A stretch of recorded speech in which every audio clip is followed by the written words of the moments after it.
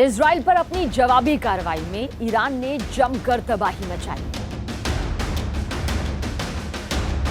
Iran ने Israel की ओर सैकड़ों बैलिस्टिक मिसाइलें दाग दी। बैलिस्टिक मिसाइलों की बारिश इजराइल के ऊपर की गई। ईरान के हमलों में लोगों के मारे जाने की खबर और जख्मी होने की खबरें सामने आई हैं। बहुत सी तस्वीरें सामने आई जो तबाही के भयानक मंजर को बयां कर रही है। मगर ये तबाही और भी ज्यादा खौफनाक हो सकती थी अगर इजराइल का करीबी दोस्त अमेरिका उसके साथ ना होता। न्यूज एजेंसी एपी की रिपोर्ट में एक अमेरिकी अधिकारी के हवाले से बड़ी जानकारी सामने आई। दरअसल इस अधिकारी ने बताया कि अमेरिकी सेना ईरान की ओर से इजराइल पर जवाबी कार्रवाई में दागी गई मिसाइल को रोकने में मदद कर रही है। अधिकारी ने यह नहीं बताया कि अमेरिका में किस तरह से सहायता की।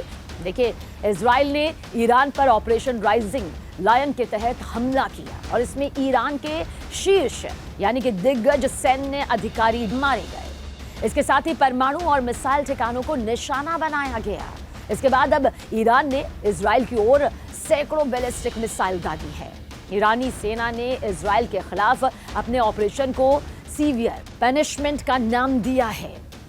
आप समझिए किस तरह से अब ये जंग का आगाज हो चुका है और आने वाले वक्त में और भयानक खौफनाक तस्वीर आ सकती है। इस बीच अमेरिकी राष्ट्रपति डोनाल्ड ट्रंप के उस चुनावी वादे पर निगाहें हैं जिसमें उन्होंने कहा था कि वो अमेरिका को दूसरे देशों के बीच युद्धों और झगड़ों से दूर रखेंगे। देखिए, डोनाल्ड ट्रंप ने कहा कि मैंने ईरान को समझौता करने के लिए कई मौके दिए। मैंने कड़े शब्दों में ये कहा कि ये कीजिए। ये डोनाल्ड ट्रंप ने कहा। अब इजरायली हमले पर ट्रंप प्रशासन की प्रतिक्रिया भी सामने आई है। पहला रिएक्शन अमेरिकी राष्ट्रपति की ओर से नहीं बल्कि विदेश मंत्री मार्को रूबियो की ओर से आई, जो उनके राष्ट्रीय सुरक्षा सलाहकार भी है। तो जाहिर सी बात है, ये अमेरिका का ही पक्ष है, अमेरिका की ही पहली प्रतिक्रिया है।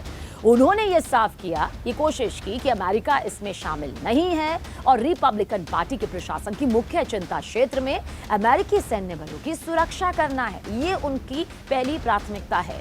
चलिए, इतना तय है कि युद्ध के माहौल में एक और युद्ध आगे बढ़ रहा है।